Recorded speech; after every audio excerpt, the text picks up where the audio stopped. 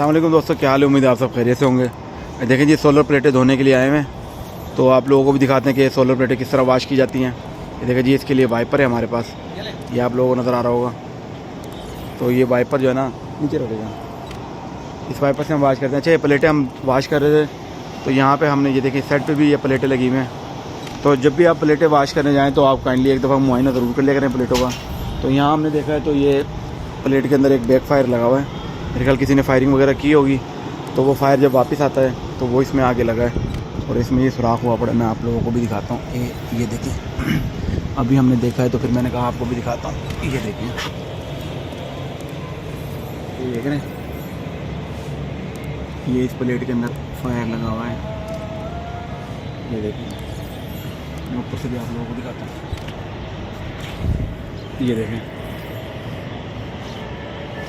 ये फायर इसके अंदर लगा हुआ है। तो इस चीज़ का आप खास ख्याल क्या करें, क्योंकि ये यहाँ पे अगर पानी आएगा तो ये शॉर्ट करेगा।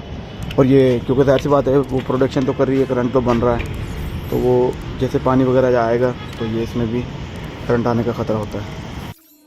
अच्छा जी, बगैर टाइम ज़ाया किए सबसे पहले हम सादा पानी प्लेटों के ऊपर मार लेते हैं ताकि ये इनको वॉश करना शुरू करें।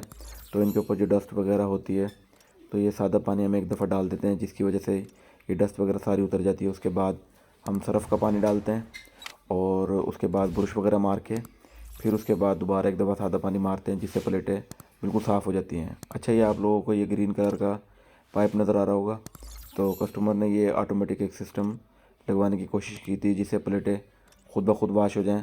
इनको हर यानी कि 15 दिन के बाद या महीने के बाद वाश ना करना पड़े। तो लेकिन ये सिस्टम कामयाब नहीं हो सका। तो ये आप लोगों को नज़र आ रहा होगा, सारी प्लेटों पे उन्होंने दो दो नोज़ल्स लगाई थी। प्लम्बर ने जो है ना आके सेटिंग की थी सारी, तो सारी प्लेटों पे दो दो नोज़ल्स लगाई थी, लेकिन ये है कि ये कामयाब नहीं हो पाई। और नीचे एक पानी की मोटर प्रेशर वाली लगाई थी, जिसकी वजह से प्रेशर सारा ऊपर आता था, लेकिन ये है कि इससे प्लेटें सही तरीके से वाश नहीं होती थी। तो ये आप लोगों को देखें नज़र आ रहा है सारा, ये आपको ये सारी प्लेटों के ऊपर लगा हुआ है। तो पहले प्लेटें कम थी, तो जब ये सिस्टम लगाया था, लेकिन ये कामयाब नहीं हो पाया। तो अब इंशाल्लाह ताला हम इस सिस्टम को उतारेंगे, क्योंकि इसका शेड प्लेटों के ऊपर पड़ रहा है, आप लोगों को नज़र आ रहा होगा, जिसकी वजह से प्रोडक्शन कम होती है। थोड़ा सा भी शेड पड़ेगा प्लेट के ऊपर तो सारी प्लेटों की परफॉर्मेंस डाउन हो जाती है।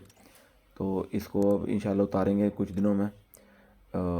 इसके ऊपर जो ये पाइप निकले हुए हैं और ये जो लोहे के रॉड निकले पड़े, ये भी हम इसको काटेंगे ग्राइंडर से, ताकि किसी भी चीज़ का शेड प्लेट पे ना आए। जब किसी भी चीज़ का शेड प्लेट पे आता है तो प्लेट की परफॉर्मेंस डाउन हो जाती है और इसकी प्रोडक्शन वगैरह कम हो जाती है। इस चीज़ को आप ख़ास ख्याल रखना, थोड़ी सी भी परछाई वगैरह किसी भी चीज़ की प्लेट के ऊपर नहीं आनी चाहिए। ये चीज़ आप लोग मद्देनज़र रखना। तो अक्सर लोगों को मैंने देखा है, टैंकी का शेड या किसी दरख्त वगैरह का या किसी दीवार का शेड अक्सर प्लेटों पे आ रहा होता है, लेकिन उन लोगों को इतनी अवेयरनेस नहीं होती कि जो ये शेड है ये काफ़ी ज़्यादा काम ख़राब करता है।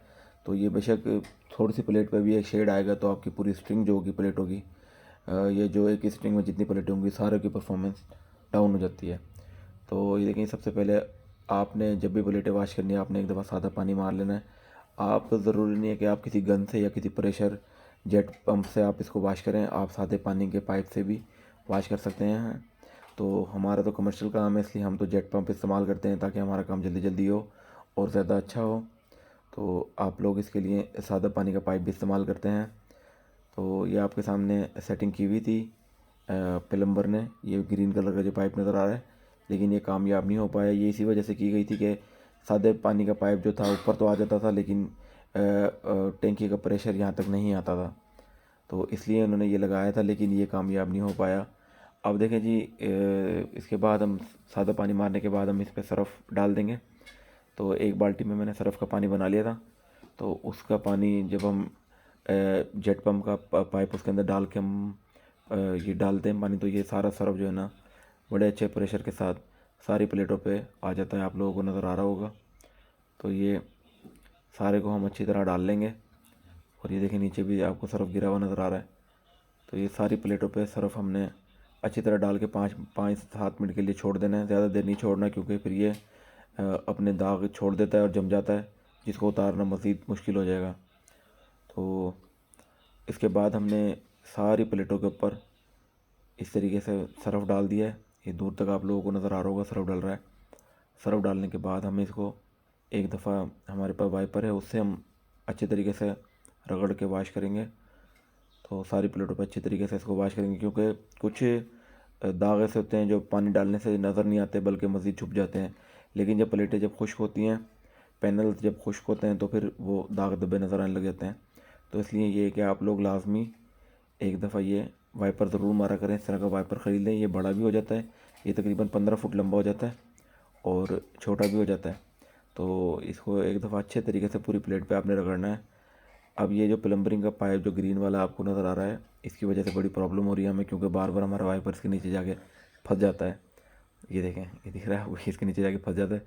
तो क्योंकि प्लास्टिक का वाइपर है, रॉड जो लोहे का है, ये इसलिए रॉड लोहे का लगाया जाता है और प्लास्टिक का वाइपर, ताकि अगर करंट वगैरह आए तो ये रॉड में ना ट्रांसफ़र हो सके, इसलिए प्लास्टिक का वाइपर है। और रॉड लोहे का है, क्योंकि मजबूती के लिए तो लोहा ही कामयाब है। तो लेकिन ये है कि ये जब बार बार इस नोज़ल के नीचे जाके लगता है, तो ये वाइपर हमारा टूटने का ख़तरा है कि कहीं टूट ही ना जाए, क्योंकि प्लास्टिक का है। तो इस वजह से हम इन पाइप को भी इंशाल्लाह अगली दफ़ा उतारेंगे और मैं आप लोगों को वीडियो बना के इसकी दिखाऊंगा कि ये पाइप कामयाब क्योंकि हो नहीं सके, इसलिए इनका भी यहाँ कोई काम नहीं है बल्कि उल्टा नुकसान है। क्योंकि इसका शेड आप लोगों को प्लेटों पर नज़र आ रहा होगा, ये शेड सारी प्लेटों के ऊपर जा रहा है और ये जो है ना इसकी परफॉर्मेंस को डाउन करता है। ये देखें, सारे पे आपने अच्छे तरीके से, जहाँ पे दाग नज़र आ रहे हैं वहाँ पे भी, जहाँ पे नहीं नज़र आ रहे वहाँ पे भी आपने वाइपर को अच्छी तरह मारना है। वाइपर मारने के बाद आप लोगों ने इसको एक दफ़ा खुश्क भी करना है।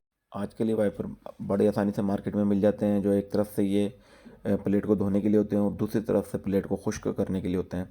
तो जब आप सारी प्लेटें धो लेंगे, इस पर साफ़ पानी मार देंगे, जब ये वॉश हो जाए मुकम्मल, तो फिर उसके बाद एक दफ़ा वाइपर को पलट कर आप इसके ऊपर, जैसे आप इसके ऊपर अप्लाई करेंगे तो ये सारा पैनल एक दफ़ा में खुश्क हो जाएगा। खुश्क करने का ये फ़ायदा है कि जो डस्ट वगैरह होती है वो इसके ऊपर नहीं जमेगी और ये बिल्कुल नीट एंड क्लीन नज़र आएगा।